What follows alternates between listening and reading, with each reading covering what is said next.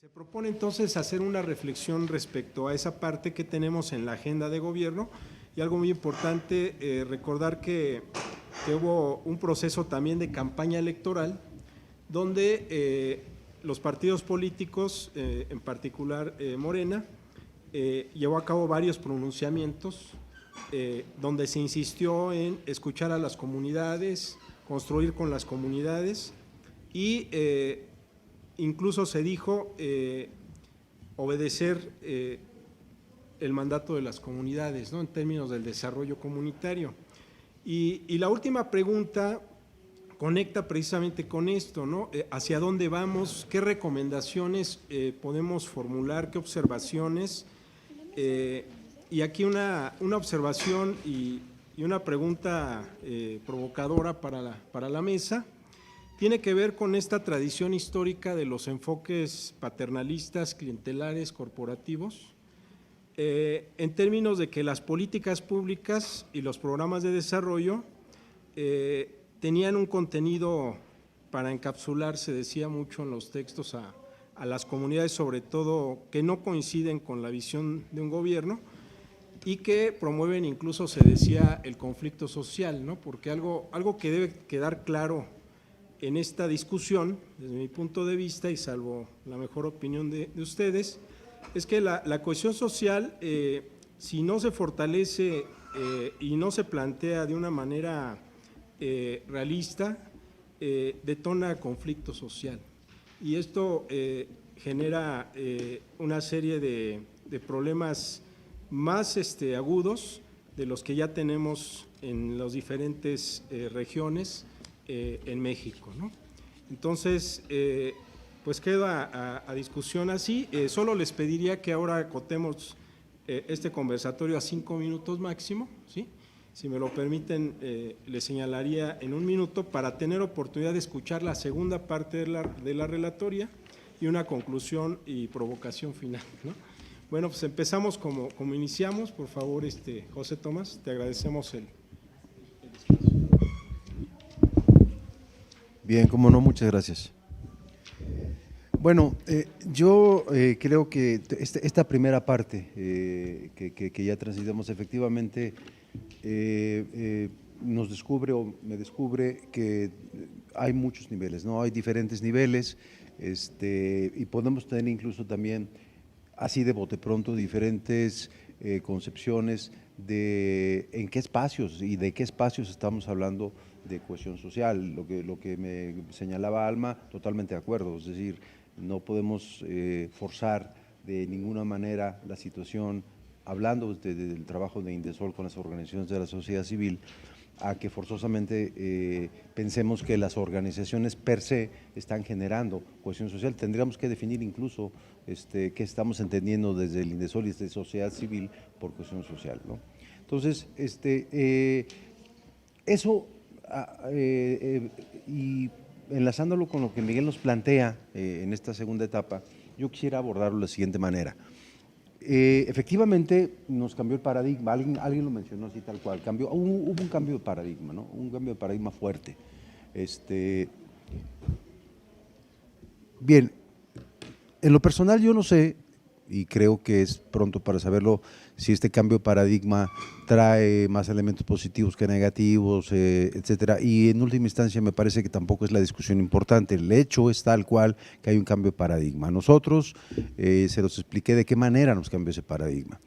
Pero entonces, lo que estamos nosotros planteando, insisto, desde el trabajo que ha venido haciendo el Instituto Nacional de Desarrollo Social durante muchos años. El instituto acaba de cumplir 27 años de vida, primero con un nombre, después con otro, pero casi siempre han sido las mismas funciones, y después con sociedad civil a partir de que se publicó la ley de fomento. Entonces yo quiero abordar esta segunda parte justo en ese momento.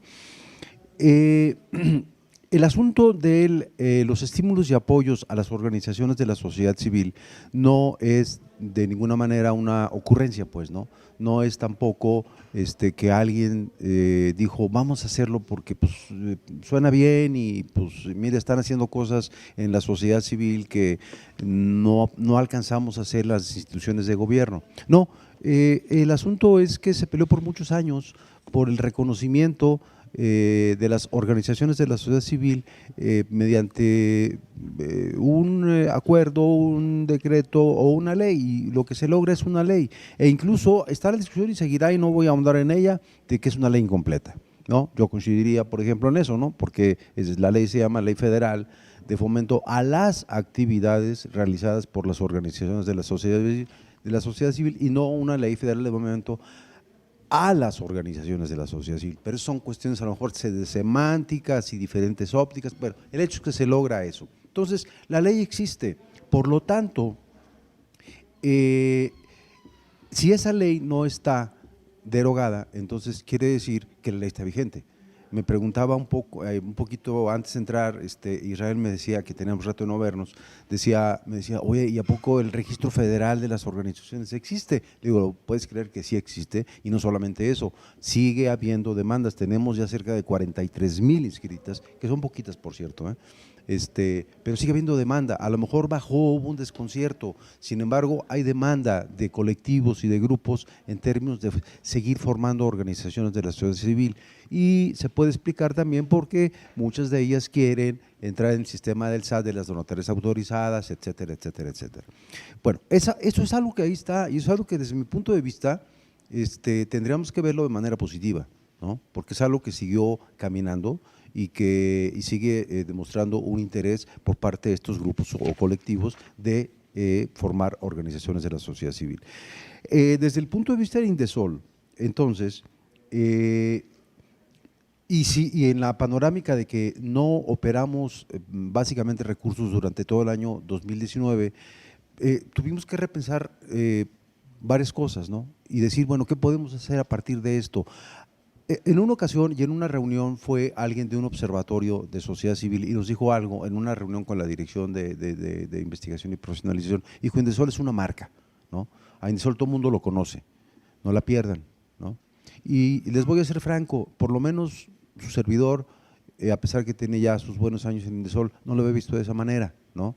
O sea, finalmente Indesol sí es un punto en común que conoce tanto academia como sociedad civil, como las instituciones no solamente del gobierno federal, sino organismos internacionales. Entonces dijimos, bueno, a ver, entonces regresemos un poco sobre la experiencia ahora sí y la trayectoria ahora sí institucional de lo que hemos estado haciendo. Valoremos un poco qué podemos hacer con acuerdos de colaboración con otras instancias que nos permitan por lo menos mantenernos en una o dos líneas básicas del trabajo institucional en esta nueva etapa de rompimiento de paradigma. Y entonces empezamos con acuerdos, les menciono algunos nada más, ¿no? Por ejemplo, hicimos conversatorios con organizaciones como la que representa a Aranzazú, con CEDEPAC, con muchas organizaciones que de manera muy generosa diseñaron, por ejemplo, un seminario de capacidades directivas y organizativas para organizaciones que se hizo presencial y vía el canal de Indesol de YouTube y que no costó nada. O sea, no tuvimos que ejercer nada y que generó de veras, incluso para nuestra sorpresa, un grado de interés considerable. ¿Por qué? Porque finalmente mediante YouTube se pudo ir hacia todo el país y a cualquier persona que quisiera verlo. Regresamos sobre las investigaciones que hemos apoyado. Nosotros en la convocatoria de Indesol no hace investigación, sin embargo tenía ese pequeño espacio, que era un espacio, perdón que lo diga así, pero quizás hasta privilegiado, porque había un pequeño recurso del gobierno federal para que se hiciera investigación desde y sobre sociedad civil y política pública. Bueno, hay buenos trabajos ahí, tenemos un centro de documentación, promovemos y digitalizamos, terminamos de digitalizar el centro de documentación, ustedes lo pueden consultar ya en la página. Empezamos un poco en esa línea y entonces, digamos, eso nos levanta un poco además de la moral, ¿no? Nos levantan también un poquito la cuestión de retomar la vida institucional. Me quedan 2 minutos y yo les diría que en este momento estamos parados básicamente en 2 puntos que desde mi punto de vista es un volado. Está un programa fuerte que se está llevando a cabo en este momento en el Indesol, se llama Replicadores, que es capacitación a estos grupos que se llaman servidores de la nación, que dentro de este esquema que propone el propio Plan Nacional de Desarrollo, por cierto, van a ser los ejecutores en los territorios de los programas sociales, ¿no? Entonces, es una gran apuesta, ¿no? O sea, es una gran apuesta porque nos hemos encontrado con todo tipo de niveles en los grupos de servicio. Estamos trabajando nada más con los de la Ciudad de México. Eso es algo que va de mediano a largo plazo. Hay que echarle los kilos a eso, es un esfuerzo interinstitucional, porque además, efectivamente, ahí se necesita además de muchas ganas y mucho convencimiento, sobre todo se necesita de elementos técnicos básicos de política pública y de manejo de recursos presupuestales, ¿no? Y lo otro en lo que estamos es que a partir de este trabajo con servidores de la nación, cómo vincular el Indesol junto con los demás programas, por ejemplo, con Jóvenes Construyendo el Futuro. Nosotros tenemos en Indesol cerca de 30 y tantos jóvenes muy pilas que están apoyándonos en nuestras tareas, cómo vincularnos con los centros integradores, que son los centros donde estarán los servidores de la nación, precisamente en estas cuestiones de cómo ir aterrizando las líneas de política pública. Yo lo dejo ahí, hasta ahí estamos, es desde mi punto de vista un volado en el aire, pero eso es bueno, porque puede caer bien, puede caer mal, pero el chiste es que caiga bien, ¿no? Que caiga como debe de caer. Gracias. Muchas gracias. Continuamos ahora con la perspectiva de Aranzazú, así como empezamos. Gracias. Bueno, decías, Miguel, un poco cómo hablar de cohesión social y no caer en el conflicto social, ¿no? Yo creo que ya vivimos el conflicto social y más bien es un poco al revés, ¿no? Como este imaginario colectivo en el que vivimos en las comunidades y en todas las partes del país, desde el norte hacia el sur, de corrupción, narcocultura, pobreza, violencia, cómo en realidad se podría hacer un giro a partir de una propuesta de transformación social, ¿no? Más allá de los conceptos incluso, ¿no? De la discusión de si es este concepto o el otro, en realidad, ¿qué tanto están abonando la propuesta, las propuestas y los programas que ya están corriendo justo a ese cambio? Pero es un cambio de imaginario cultural, pues, ¿no? Un poco como decía Alma Patricia, bueno, una beca de 3,000 pesos a un chavo de Chihuahua, de la Sierra Tarahumara, te dice, yo prefiero ser narco, pues, ¿no? Y a lo mejor vivir 2 años y que me maten, ¿no? O a un migrante que está metido ahí en la zona de Chiapas, ¿no? También dice, bueno, pues es que yo lo que prefiero, pues es irme a Estados Unidos, ¿no? Entonces hay una cierta política que no estamos cambiando en realidad, no estamos viendo más allá de las ciertas líneas que pueden ser a lo mejor algunas propuestas de programas muy inmediatos, ¿no? Que nos permitan ir cambiando más allá, pues este imaginario cultural, consumismo, desbordado, violencia, feminicidios, bueno, un montón de cosas que vivimos constantemente. Y un poco esta cultura que decías también del asistencialismo, muchos de nosotros que trabajamos en comunidades, pues nos enfrentamos a buscar crear organización, buscar la participación de las comunidades, de las mujeres, de los grupos de los jóvenes, pero hay una cultura del asistencialismo pues que no lo permite, ¿no? O sea, la participación se vuelve meramente a partir de qué me vas a dar, ¿no? No hay una vinculación o una búsqueda de transformar sus propias comunidades y entonces estamos las organizaciones civiles ahí buscando las formas de cambiar, de transformar, de trastocar algunas culturas o algunas pues formas en que las personas nos relacionamos con nuestras comunidades, nuestras vidas y nuestros entornos, ¿no? Entonces, creo que la terrible desconfianza no solo institucional, sino también del vecino, nos impide tener una cohesión social, ¿no? En sentidos más simples, ¿no? Es mi vecino, es el de al lado, es el productor de al lado con el cual no me alío para buscar una mejor venta de mis productos, ¿no? Al final de cuentas son ciertos elementos de un desquebrajamiento social, ¿no? Del tejido social que pues a lo mejor pensar en cohesión social así, no solo económica, sino pues se vuelve como un concepto tal vez inalcanzable en el momento actual en el que estamos, ¿no? Hablaban, me parece interesante como hablaban varios de los compañeros, más bien de una propuesta de inclusión económica, ¿no? Tal vez creo que eso puede ser interesante. ¿Hasta qué punto esa propuesta de inclusión económica no está abonando más a un asistencialismo, a una cultura del asistencialismo, a una cultura del consumo desmedido, a una cultura de la misma corrupción, ¿no? Al final, muchas veces la línea, a pesar de que se está tratando de evitar terceros, ¿no? Y creo que en eso estamos a favor todas las personas, de eliminar los niveles de corrupción, aquellas salidas que se ven y que se identifican de los terceros, de los gestores de proyectos, de los que bajaban las becas, ¿no? Me parece que es interesante, pero ¿hasta qué punto pues la gente sigue ahí, pues, ¿no? O sea, la gente sigue en las instituciones, en los niveles municipales, en los niveles más locales? ¿Hasta qué punto somos los mismos, pues, ¿no? Los que estamos y los que hemos estado, ¿no? Y creo que mucho de la apuesta tendría que ver con aquellas prácticas pues que han tenido un cierto éxito. Yo quiero mencionar un poco 2 prácticas. Estuve justo en la TOSEPAN hace 2 semanas y, bueno, no sé si conozcan, es la cooperativa, la Unión de Cooperativas, y justo ¿qué es lo que hace la TOSEPAN? Además de tener 40 años de trabajo de cooperativas, gestión, vinculación, posicionamiento de la economía social y solidaria, pues es que toma el programa de Sembrando Vidas, toma Construyendo un Futuro, toma los becarios de la Universidad Benito Juárez y los va trabajando, es decir, no caen así a la nada, ¿no? Es decir, es la TOSEPAN quien agarra y dice, bueno, vamos a capacitar a los de Sembrando Vidas con nuestra capacitación porque van a apoyar a nuestras cooperativas, ¿no? Pero entonces entran bajo la dinámica ya de un espacio organizado, participativo, de vinculación y cohesión comunitaria, pero que ya existe y que tiene 40 años de trabajo, pues, ¿no?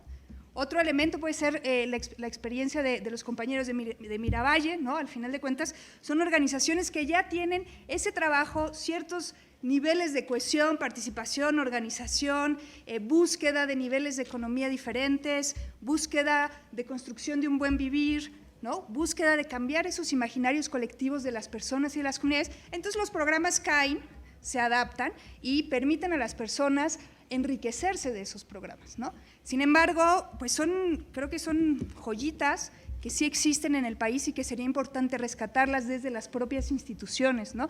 ¿Cómo puede ser que estas vinculaciones y articulaciones entre los diferentes actores nos permitan hacer de estas propuestas que se están y creo que se seguirán construyendo en un futuro, pues justo una alternativa para que las comunidades sean mucho más autónomas, mucho más autogestivas y permitan también tener una mayor determinación, ¿no? Tanto desde los proyectos que se generan, buscan y van constituyendo, ¿no? Entonces yo creo que, ¿qué es lo que han generado estas experiencias positivas? Pues justo es la confianza y la organización que ya existe. Yo creo que los programas de gobierno actuales y los que han sido y tal vez los que se generen para adelante, a lo mejor tendríamos que esperar 40 años adelante a partir de lo que ahorita se está tratando de tirar ahí como semilla, justo para que haya esa transformación, ¿no? Pero sí me pareció importante porque pues me pareció justo muy interesante, ¿no? Como la TOSEPAN está, bueno, tenemos esta cooperativa, la cooperativa de café, la cooperativa de pimienta, la cooperativa de no sé qué, la de miel, y entonces vienen los de Sembrando Vidas y aquí se capacitan, pero se capacitan en economía social y solidaria, en valores, en recuperación, en sustentabilidad, en lo que la organización y las organizaciones que ahí están trabajan, ¿no? Entonces, bueno, creo que son algunos elementos de lucha y de resistencia que entonces permiten hablar de una cohesión social, pero que no depende del Estado, ni de las organizaciones civiles, ¿no? Al final dependen y tendrían que depender del trabajo que en muchas comunidades, son pocas, pero en muchas comunidades pues se ha estado haciendo con diferentes actores a lo largo de los años, ¿no? Entonces, bueno, yo creo que tendríamos que ver e ir tratando de construir hacia allá, hasta qué punto las mismas instituciones pues pueden identificar estos pequeños diamantes en bruto que existen a lo largo de los territorios y que no están exentos de corrupción, pues, ¿no? No están exentos de una mirada de consumo, de la violencia, que además los está quejando también constantemente por la defensa de sus territorios. Entonces, bueno, ¿cómo podemos ir articulando a partir de las experiencias pues, positivas? y que esas experiencias positivas pues se puedan ir multiplicando, ¿no? Creo que sería interesante recuperarlas y pues también darnos cuenta que desde mi punto de vista los programas van a caer en hoyo de fondo, como todos los que han caído, si es que no hay ciertos niveles de tejido social organizativo, ¿no? Y bueno, el territorio es muy grande, pero empecemos por aquellos en los cuales sí hay ciertos pequeños tejidos de mucho trabajo, de muchos años que se están haciendo desde las comunidades, los defensores de derechos humanos, de territorio, las organizaciones civiles y pues también la academia, ¿no? Esa sería mi participación. Muchas gracias.